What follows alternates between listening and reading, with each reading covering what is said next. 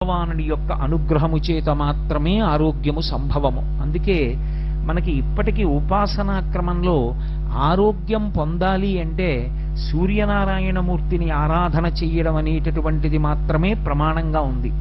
సూర్యుడు విశేషమైనటువంటి ఆరాధనని కోరుకునేటటువంటి లక్షణం ఉన్నవాడు కాడు.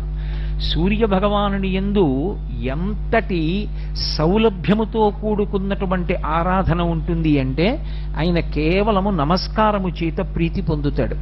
నమస్కారం అంటే ఒంటి చేత్తో చేసేటటువంటిది నమస్కారం కాదు.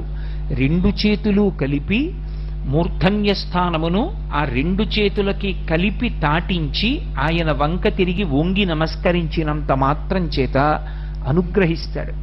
పైగా సూర్యోపాసన ఒక్కదాని యందే ఒక విశేషం ఉంది. మిగిలినటువంటి ఏ దేవతా స్వరూపానికైనా సరే భగవంతుడు ఆ పదార్థాన్ని